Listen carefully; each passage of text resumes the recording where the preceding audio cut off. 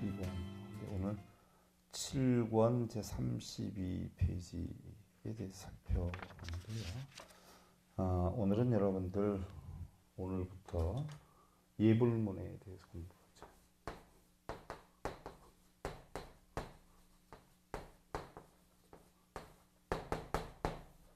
자, 예불문에 대해서 공부를 하는데요.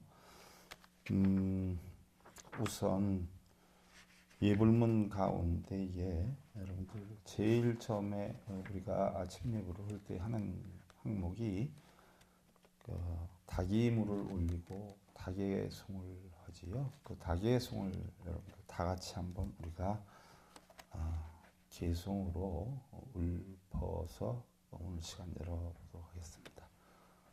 자, 합장들 하시고요.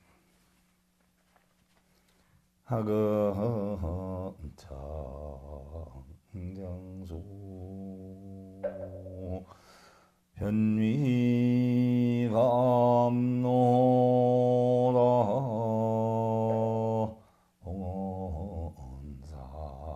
온삼보증 혼수회납수 혼수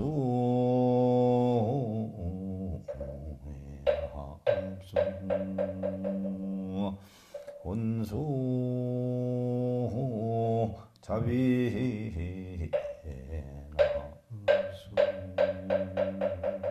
자, 이렇게 해서 여러분들 아침 예불을 할 때 다계로 하면서 시작이 되죠. 그래서 다계로 들어가기 전에요, 여러분들 교재 32페이지를 여시면 조석 예불종이 나오지요. 조석 예불종. 아침 저녁으로 우리가 예불을 하기 위해서 종을 치죠. 아침에 도량석을 한단 말이죠. 도량석을 하고 나면 어떻게 돼요? 사물을 친단 말이에요. 범종, 법구, 모고, 음판. 사물을 다 치고 나면 어떻게 돼요? 전부 대법당으로 모이게 되죠. 대법당으로 모이게 되면 대법당으로 사람들이 다 모였는지 모이지 않았는지 확인을 한 다음에 아침 예불종을 쳐요. 이제부터 예불을 시작하겠다라고 표현을 하는 건데요. 자, 우리가 아침에 보면 해가 어떻게 돼요? 이렇게 산이 이렇게 있어요. 그러면 해가 어떻게 돼요? 여기서부터 이렇게 해서 점점 이렇게 올라온단 말이죠. 점점. 그래서 아침 예불종을 칠 때도 낮은 데서부터 작게 시작해서 점점 크게 이렇게 쳐요. 그랬다 다시 점점 작게 쳐요. 그 다음에 다시 점점 크게 쳐요. 그 다음에 다시 점점 작게 쳐요. 그 다음에 다시 올라갔다 내려왔다 올라갔다 내려왔다가 그 다음에 다시 올라가서 여기에서 땅 하고 땅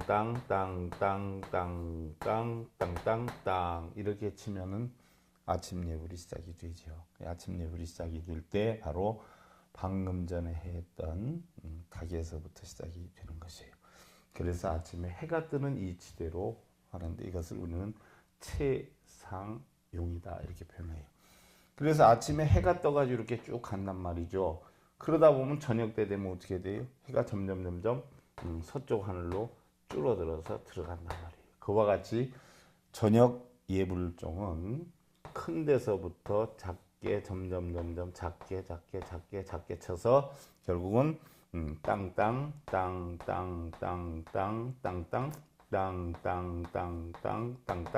이렇게 하고 저녁 예불종을 치는 거죠. 그래서 저녁 예불 때는 내려가면서 한 번에 쳐요. 이걸 용이다라고 표현해요. 그래서 채상용으로서 아침엔 해를 뜨는 것과 같이 올려치고 내려치고 올려서 시작을 해요. 그래서 해가 하루 종일 떴다가 저녁 때 되면 지게 되지요. 그래서 아침 예불종은 올라왔다 내려왔다 올라왔다 내려왔다 올라가서 시작이 되고 저녁 예불종은 내려오면서 끝이 난다. 이걸 여러분들 참고적으로 아시고요. 그래서 종을 쳐도 절에 가서 여러분들 종을 쳐도 무슨 내막인지 여러분들 아셔야 된단 말이죠. 아셔야. 그냥 무조건 쳐서는 아니 된다는 이야기죠. 우리는 눈으로 사물을 보지만 사물에 집착해서도 안 되고요.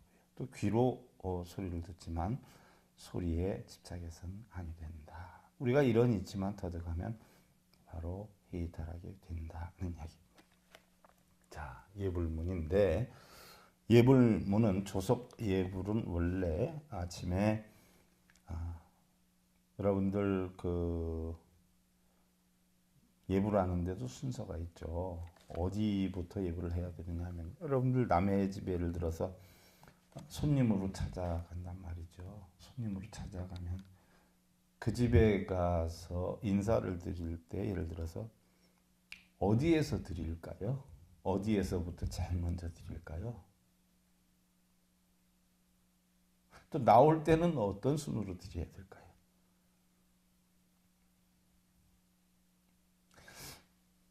남의 집에 가면은요, 제일 먼저 뭐예요? 그 집에 살고 있는 가장 어른, 할아버지 할머니가 계시다 하면 할아버지 할머니한테 먼저 찾아가서 인사를 하고, 그 다음에 아버지 어머니한테, 그 다음에 형제들한테, 마지막으로 친구 만나서 친구 방에 와서 얘기하는 것이고요. 갈 때는 어떻게 돼요? 점점점 윗 어른에게 이야기해서 맨 나중에 나올 때 제일 큰 어른한테 인사를 하고 나오게 되는 거죠.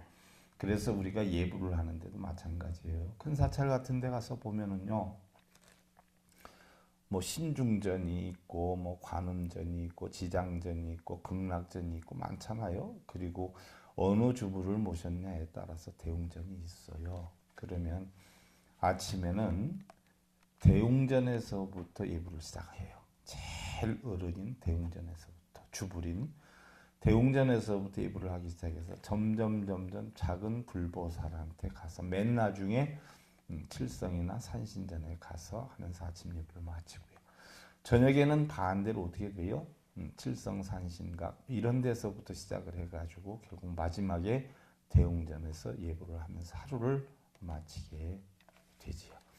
일반적으로 조성 예불이라 하면요, 대웅전, 신중전, 명부전 예불까지 하는 것이 원칙이에요. 아침에 또 저녁 때도 그렇지만요. 근데 요즘은 굉장히 약식으로 되어 있어요. 그래서 대웅전 예불도 뭐 간단하게 칠정례하고 또 이산해연선사 반원문을 하는 경우도 있고 안 하는 경우도 있고 그 다음에 신중전으로 돌아서 신중예불을 하고 반야심경을 해야 되는데 신중예불은 하지 않고 그냥 반야심경을 하는 것으로 끝을 내는 수도 있고요. 또 원래는 어떻게 돼요? 하단전인 바로 명부전, 쉽게 얘기하면 지장전 쪽, 위패전 거기에서 지장전 예불을 하고 의상조사 법성계를 해야 되는데 그 자체도 안 하고 의상조사 법성계만 하는 경우도 있죠. 심지어 요즘 방송을 통해서 보면은요, 간단하게 칠정례만 하고 반야심경만 하고 끝나는 경우가 대부분이에요. 그러다 보니까 일반 사람들이 그게 맞는 줄 알고 그렇게 하는 경우가 적지 않은데요. 사실은 분명히 아셔야 돼요. 대웅전 예불을 하고 이산해연선사 발언문을 하든지 원래 아침에는 이산해연선사 발언문을 하는 게 아니라 행선축원을 하는 게 원칙이고요. 저녁 예불 때에 이산해연선사 발언문을 하는 게 원칙이었어요. 근데 요즘은 뭐 또 행선축원도 안 하고 이산해연선사 발언문을 하는 경우도 있고요. 아니면 그것도 생략을 해버리고 칠정례만 하는 경우도 있어요. 근데 분명한 것은 아셔야 돼. 아침에 대웅전 칠정례 예불을 하고 아침에는 행선축원을 하고 그 다음에 신중전으로 돌아서 신중예불을 하고 반야심경을 하고 그 다음에 위패전이나 명부전으로 돌아서 지장 예불을 하고 그 다음에 의상조사 법성계를 한다. 일반적으로 대웅전을 향해서 보면 대부분 신중전은요 오른쪽에 있고요 명부전은 왼쪽에 있단 말이죠. 여러분들 그걸 참고로 하시고, 자, 우리가 아침 예불을 할 때 다계를 해요. 다계다라고 하는 것은요, 차다자, 차를 올리면서 하는 개송이에요. 여러분들 예를 들어서 가정에서 다계를 하는 경우는 어때요? 어른이 계시면 어른께 아침에 차를 갖다 주시면서 어떻게 돼요? 아버님, 어머님 차 가져오셨어요? 안녕히 주무셨어요? 이게 뭐예요? 차를 올리는 개성이에요. 우리말로 순수하게 하면. 그럼 차를 올리면서 하는 그 순수한 우리나라 인사법에 여러 가지가 있는데 일반 절에서는요. 닭임물을 올리면서 뭐라고 하느냐. 아금청정수 변희감노다 봉헌삼보전 원수의 납수 원수의 납수 원수자비의 납수 이렇게 한단 말이죠. 아금청정수다라고 하는 것은 자, 차를 끓이려면 여러분들 어떻게 돼요? 깨끗한 물로 해요? 아니면 그냥 이뜨물 떠서 해요? 깨끗한 물로 하지요. 그래서 내가 이제 맑은 물로 하는 이야기. 제가 이제 맑은 물로. 근데 이제 보편적으로 보면 절에서는요. 닭이 물이다 이렇게 표현을 하는데 무속인들은 뭐라 그래요? 청수다, 옥수다 이렇게 표현을 해요. 차 그릇을 우리는 닭이 그릇 이렇게 표현을 하는데요. 닭이 이렇게 표현을 하는데 무속인들은 뭐예요? 옥수 그릇, 청수 그릇 이렇게 해요. 근데 심지어 스님들도 그러는 분들이 굉장히 많아요. 청수 그릇, 옥수 그릇 무속인들이 쓰는 용어예요. 우리 불교에서는 뭐예요? 차다자. 그래서 닭인물 혹은 그 그릇을 닭이다 이렇게 표현을 하지요. 그래서 차를 들이면서 하는 개송이 닭인데 내가 이제 맑은 물로 변희감노다. 아주 감노와 같은 단이슬에 차를 만들어서 무슨 걸 넣느냐에 따라서 다른데 어떻게 됐든 감노와 같은 차를 만들어서 봉헌삼보전 삼보님께 올리오니 원수애납수 거두어 주십시오. 원수애납수 거두어 주십시오. 원수자비애납수 자비로서 거두어 주십시오 하는 거예요.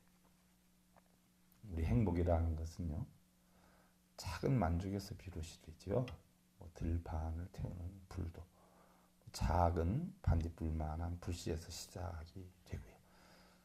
또 산을 쓸어버리는 물도 졸졸 흐르는 작은 물들이 모여서 이루어지고요.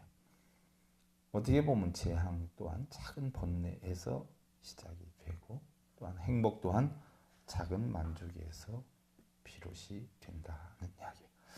옛날에 부처님 제세시에요. 아니루따라고 하는 제자가 있었죠. 아니루따는 바로 누구예요? 부처님의 사촌 동생이었죠. 출가한 7 왕자 중에 한 사람이었는데요. 평소에 놀기를 좋아하고 게으름이 적지 않았어요. 어느 날 부처님께서 법문을 하실 때 졸다가 꾸지람을 듣게 되지요. 그러다 보니까 자기 마음의 반성도 하고 각고를 세워요. 무슨 일이 있어도 자기는 도를 깨우칠 때까지는 어떻게 돼요? 잠을 자지 않겠다라고 각고를 세워서 밤낮을 가리지 않고 도를 구하다 결국 눈병이 생기게 되죠. 심지어 졸음이 올 때는요. 나무를 잘게 잘라가지고 눈에다 대고서는 잠을 안 자면서 수행했다는 이야기가 있어요. 그때 부처님께서는 엄청 염려를 했죠. 아무리 존다고 혼이 났다라고 해도 잠을 잘 거는 자면서 수행을 해야지 잠을 안 자면 어떻게 되느냐. 그래서 아니루따여 자야 한다. 잠을 자야 해. 그렇게 했지만 아니루따는 끝내 계속되는 정진으로 인해서 눈에 시력을 잃어서 결국 앞을 못 보게 됐어요. 앞을 못 보게 됐지만 정진 수행이 지극해가지고 결국 인연과법의 지인 천안통을 얻어서 천안제일의 제자가 되는데요. 대부분의 사람들은 아니루따가 천안통을 얻었다 하는 얘기예요. 그럼 천안통이다라고 하면 어떻게 돼요? 눈 한자를 쓰니까 세상 천리의 모든 것을 다 눈으로 보는 걸 천안통으로 한단 말이에요. 그러니까 아니루따가 눈이 멀었는데 어떻게 세상을 다 들여다보느냐 이렇게 표현을 하는데 천안통이라는 것은요. 세상을 이 눈으로 보는 게 아니라 지혜의 눈으로 보는 건데 지혜의 눈으로 뭐를 보느냐? 인연과법을 보는 거예요. 인연과법. 선인선과 악인악과 선한 원인을 만들면 선한 결과가 오고 악한 원인을 만들면 악한 결과가 온다라고 하는 인연과법의 이치를 터득한 게 천안통이에요. 마음의 지혜로 세상의 이치를 아는 게 천안통이지 실제 눈으로 보는 게 아니에요. 뭐 여러분들 눈은 멀었는데 세상이 다 보였는가 보다 이렇게 생각을 하는데 천안통은 그런 게 아니에요. 이 육신에 있는 눈으로 보는 게 아니라 마음의 눈으로 보는 거예요. 어떤 법을? 이념과 법을. 어떻게 돼요? 이 사람이 열심히 노력을 하고 있어요. 그것을 보면 이 다음에 잘 살게 될까요? 못 살게 될까요? 당연히 노력하는 만큼 잘 살게 되겠죠. 노력하는 모습을 보면 이 사람이 이 다음에 잘 살 거야. 게으른 사람을 보면 이 사람은 이 다음에 못 살게 될 거야. 그런 이치를 하는 게 인연과 법이에요.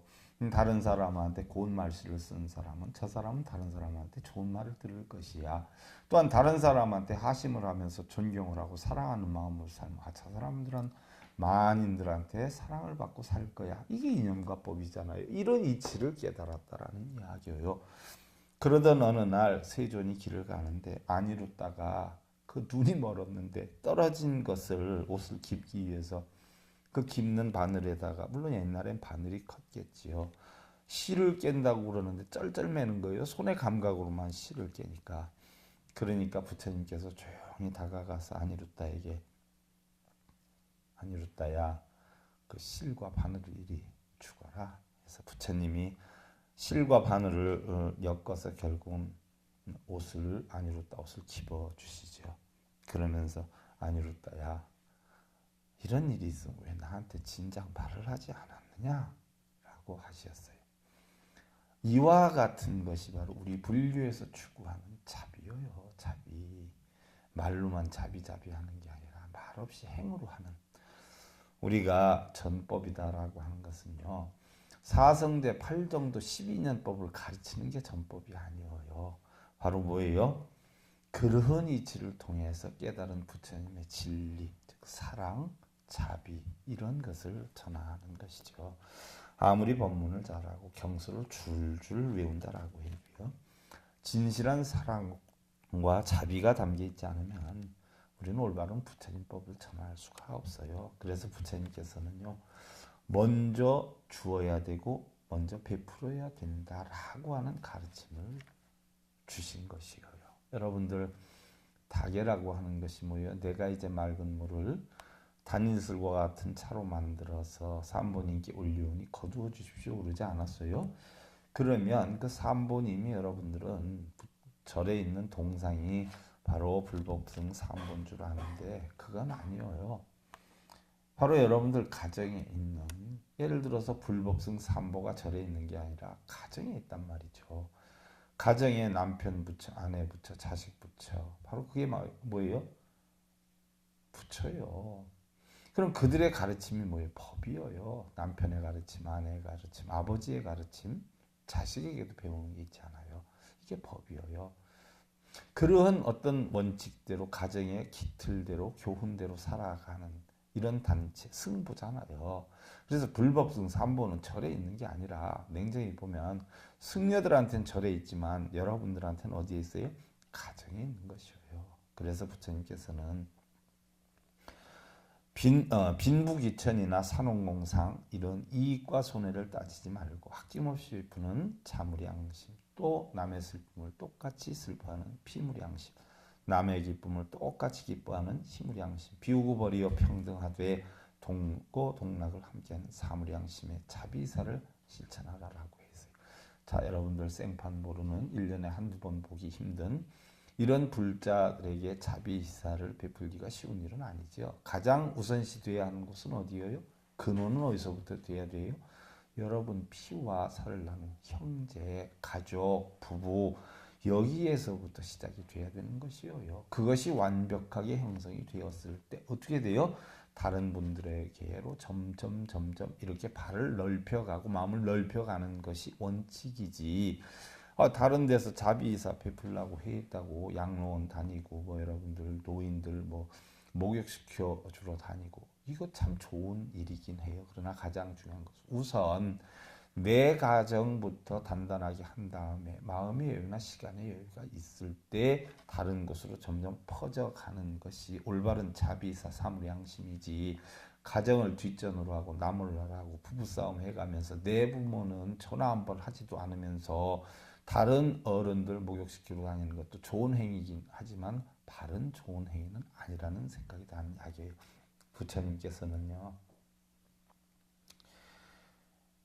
이러한 이치를 가르쳐 주시면서 불자들에게 바른 삶을 살아라라고 했는데 어느 날 사리불 존자가 부처님 기원정사에 계실 때 와서 이야기를 하죠. 부처님, 불법을 전한다고 하는 것이 보통 어려운 일이 아닙니다. 무슨 일이 있었느냐라고 부처님께서 얘기하시니까 예, 바라문들에게 불법을 전하는데요. 왜 쓸데없이 그런 걸 해야 되느냐? 바라문 신에게 빌면은 되고 우리가 바라문 신에게 보여요? 아그니 신, 쉽게 얘기하면 화신이죠. 화신. 화신. 화신이 범어로 아그니예요. 아그니. 여러분들 아그니 하면 혹시 이 비슷한 용어가 뭐가 있어요? 우리 옛날 시골에서 썼던 용어? 아궁이라는 게 있어요. 아궁이. 이 아궁이가 결국은 아그니거든요. 아그니에서 비롯된 것이거든요. 아그니가 뭐예요? 무라만들이 섬겼던 불신이에요. 그래서 불 켜놓고 거기에다 빌고 배달을 읽고 절하고 이렇게 하지요. 여러분들 촛불 켜놓고 거기다 절하고 이러지요. 바라문들이 했던 거예요. 불교에서 부처님 이런 거 안 했거든요. 그럼 이 화신을 갖다가 우린 아그니 신이다라고 하는데 불의 신이에요. 자, 여러분들 보세요. 옛날 속담에 수수께끼에 보면 이산저산 다 잡아먹는 게 뭐예요? 아궁이란 말이죠. 나무를 떼고 살았을 때 어떻게 돼요? 이 산에 있는 나무, 저 산에 있는 나무 다 갖다가 불을 지폈기 때문에 아궁이에다 지폈던 거예요. 그게 바로 불신이에요. 그래서 여러분들 가택기도 할 때 불신 위에 주왕, 조왕, 그렇지 않아요? 거기에다가 물 떠놓고 불 켜고 기도하고 하지. 그건 뭐예요? 불의 신이 꺼지지 말아달라는 얘기예요. 불씨가 꺼지지 말고 우리가 항상 밥을 해 먹을 수 있는 여건으로 해달라는 뜻으로 조왕, 쉽게 얘기하면 부두막에 물도 얹어놓고 빌기도 했는데 이게 아그니 신을 섬겼던 브라만의 사상에서 나왔던 것이죠. 이게 돼서 지금 절에서 불 켜놓고 기도하고 하는데 이거는 불교에서는 없었던 거예요. 부처님이 뭐 이런 거 하지 않았잖아요. 이와 같이 신을 섬기는 사람들은 신께 빌면 어떻게 돼요? 많이 빌면 많이 이루게 해주고 적게 빌면 적게 이루게 해주고 배다도 많이 읽으면은 아그니 신이 쉬바 신이 잘 해주고 안 빌면 안 해준다라고 하는 사상이 팽배한 게 지금 여러분들 절을 해도 108배 하는 것보다 3000배 하는 게 공덕이 있고 3000배를 열을 하고 100일 하는 게 공덕이 있고 이렇게 된 것이 다 이런 사상에서 나온 것이거든요. 그리고 배달을 많이 읽으면 복을 준다 신이. 그러다 보니까 여러분들 독경을 몇 번 했다, 사경을 몇 번 했다, 폼 잡고 다니는 게 이게 다 불교가 아니라 바라문들이 봉행했던 바라문 신을 섬기면서 봉행했던 일들이거든요. 자, 이러한 신을 섬기는 사람들이 부처님 가르침을 따랐냐면 따르질 않았어요. 기도 많이 하면 되는데 그 내가 왜 힘들게 사성제를 공부하고 팔정도를 해야 돼? 왜 인연 따라 인연과의 이치를 알아야 돼? 기도만 많이 하면 난 잘 살 수 있는데 이러니까 오히려 부처님 가르침을 욕하고 비방하고 했단 말이죠. 지금도 여러분들 우리 불자들에게 바른 가르침 줘보세요. 자기가 다니는 절에서는 큰 종단이고 큰 스님인데 독경을 몇 번 하라고 그랬다, 사경을 몇 번 하라고 했다 하면서 말을 안 듣지요. 부처님 제세 시에도 그랬어요. 불법을 배우라라고 하면 배달을 몇 번 읽으면 되는데 몇 번 쓰면 되는데 절을 몇 번 하면 되는데 안 들었어요. 그러다 보니까 힘들다고 사리불 존자가 부처님께 말씀을 드렸더니 부처님이 이야기하시잖아요. 사리불아, 신을 믿고 빌고 기도하고 배달을 읽고 이러는 자들에게는 절대로 법문을 하지 말아라. 그네들에게는 법문을 하면 할수록 비방을 하고 시기하고 욕을 하면 했지 불법을 따르려고 하는 마음이 전혀 없느니라. 라고 해서 부처님께서는 빌고 기도하고 독경사경하고 하는 자들에게는 절대 법문을 하지 말라라고 했어요. 해봤자 소용이 없다는 이야기예요. 그래서 부처님은 우리가 자비자비라고 표현을 하는데 여러분들 자비다라고 하는 것은요. 무조건 뭐 배려해주고 사무량심을 펴는 게 자비는 아니에요. 자비이사가 바로 자비이사의 줄임말이 자비인데요. 자비이사를 누구한테 펴느냐? 부처님 뭐라고 했어요? 따라오고 불법에 따라오고 불법을 배우려고 하는 자들에게만 자비이사를 펴라라고 했어요. 무슨 얘기냐? 도둑놈이 도둑질을 하는데 자비를 펴라 했다라고 해서 그 도둑놈을 도와주면 그게 자비일까요? 공범일까요? 그건 자비가 아니죠. 신랑이 나가서 나쁜 짓을 하고 다녀요. 그러면 아무 소리 않고 부처님의 내가 절에 다니는 불자니까 자비를 베푼다고 열심히 하십시오. 이게 자비인가요? 아니에요. 자식이 나가가지고 나쁜 짓을 하고 다녀요. 쓰리도 하고 뭐 이렇게 해요. 그러면 자비를 베푼다고 아드님이시여 열심히 하십시오. 이게 자비인가요? 아니에요. 잘못된 건 있으면 목숨이 끊어지더라도 어떻게 돼요? 고치도록 이끌어야 돼요.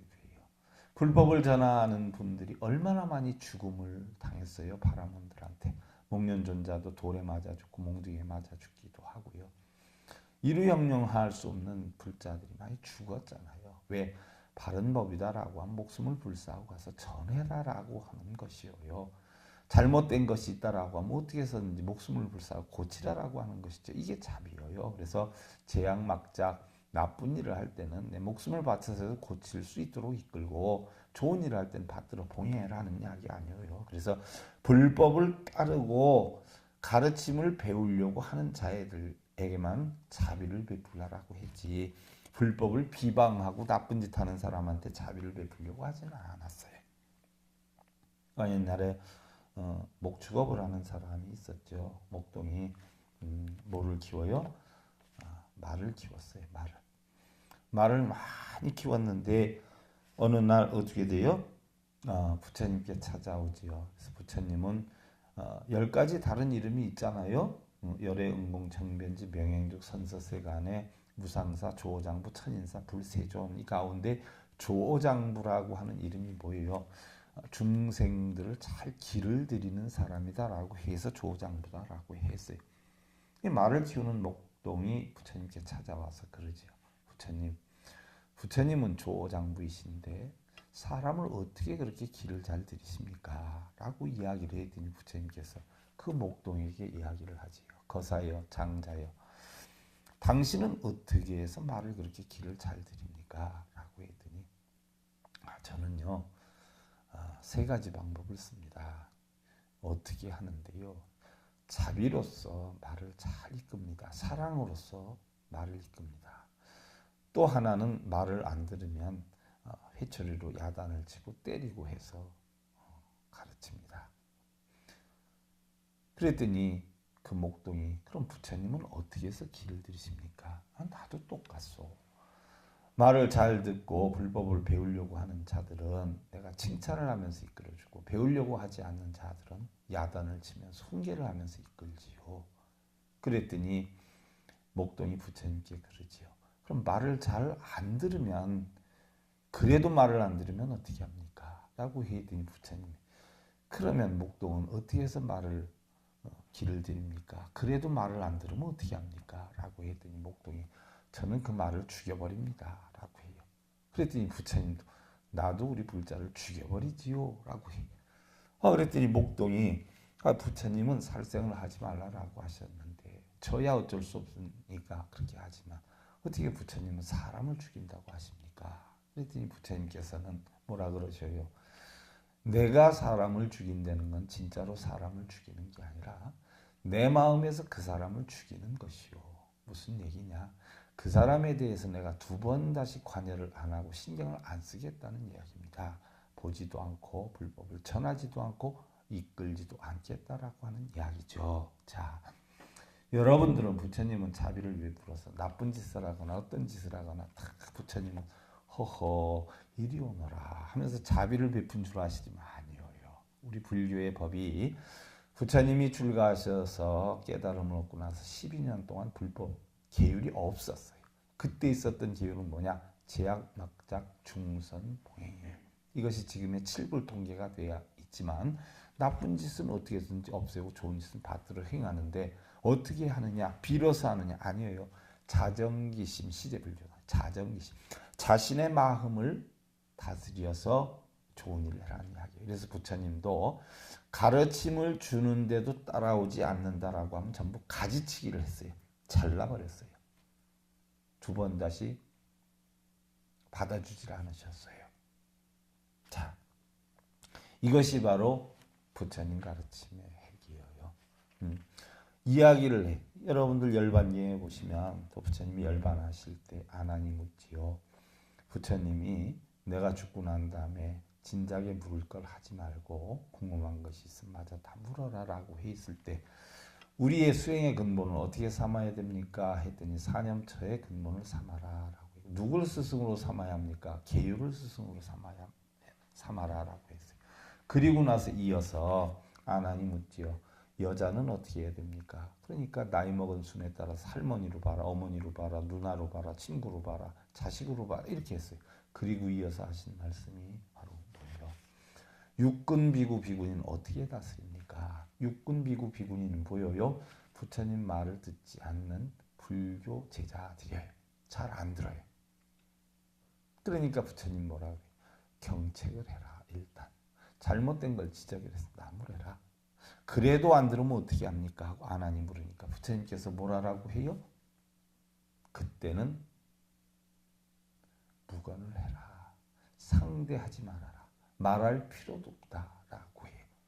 부처님이라고 해서 잘못된 그런 부분까지 전부 포용했던 것은 아니에요. 물론 그가 잘하려고 하고 참여를 하고 했다라고 하면 받아들였지만 불법을 비방하고 시기하고 부처님을 욕하는 자들에 대해서는 부처님도 단호하게 끊으셨다라고 하는 걸 아시고요. 저 역시도 올바른 불법을 피는데 자기네를 절에서 독경사경하고 절하고 비는 것이 옳다라고 하는 분들한테는 저 역시도 법문을 하지 않습니다. 왜? 그분들한테는 법문을 해도 아무짝에 해도 소용이 없어요. 왜? 기껏 법문 듣고 가가지고서는 비방하고 시기하고 또 가서 독경하고 사경하고 그게 최고인 줄 알고 하고 있어요. 그래서 부처님 말씀대로 그런 사람들한테 일체 법문할 필요가 없다라고 했죠.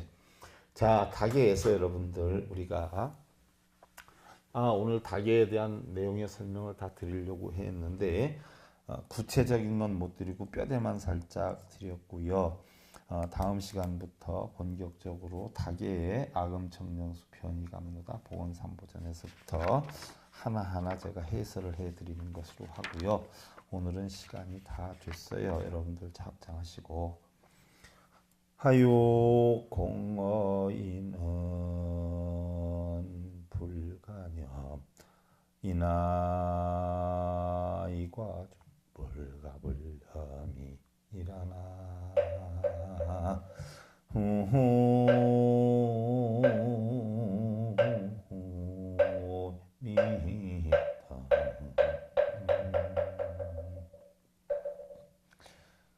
남에게 베푼 선행 공덕은 마음에 새겨두지 말고 남에게 잘못한 허물은 마음에 새겨두어라 하는 이야기예요. 우리 대부분의 사람들은 어떻게 돼요? 자기의 허물이나 자기 잘못은 다 덮어놔요. 참 아량이 넓어요. 그러면서 남한테 한두 가지 잘한 부분이 있으면 평생 동안 자기는 좋은 일만 하고 산다고 그래요. 제가 어느 날 물어봤어요. 우리 불자한테. 자기는 너무나 좋은 일 한다 그래서 뭘 그렇게 좋은 일 하나 하고 했더니 길 가다가요. 거지를 만나면 절대 그냥 지나간 적이 없다라고 해요. 그럼 몇 번이나 했느냐? 그거 말고 없느냐? 그랬더니 그거면 좋은 일이죠. 몇 번이나 했느냐? 그랬더니 한 두세 번 했을 거예요. 그 두세 번 한 걸 평생 가져가요. 좀 잘못한 건 뭐예요? 수천 번이나 되는데 하나 기억을 못해요. 우리 인간의 삶이에요, 이게. 그래서 자기가 누구한테 베풀었다라고 하는 베풀었다는 생각을 버려야 돼요. 이게 무주상보시 아니에요. 그래야 뽐내는 마음이 없어져요. 자만심이 없어져요. 대신 남한테 빚진 거, 잘못한 거 이런 게 있으면 하나도 잊어먹지 말고 다 보답을 해야 된다. 심지어 말 한마디, 행동 하나까지. 누가 나를 보고 웃었다라고 하면 나도 꼭 웃어줘야 되고 누가 나한테 너무나 훌륭하십니다라고 하면 내가 볼 때는 더 훌륭하십니다. 꼭 빚을 갚아줘야 돼. 그 빚을 안 갚아주면 나중에 그게 쌓이면 어떻게 돼요? 재앙덩어리가 되어서 돌아온다는 이야기예요. 가족이 되었던, 친구, 친척이 되었던 꼭 여러분들 배려하는 삶을 사시길 기원드리면서요. 불교학개론 6권에서 12권 가운데 오늘 7권 제 48회차 서길 하겠습니다. 감사드립니다. 선물하십시오.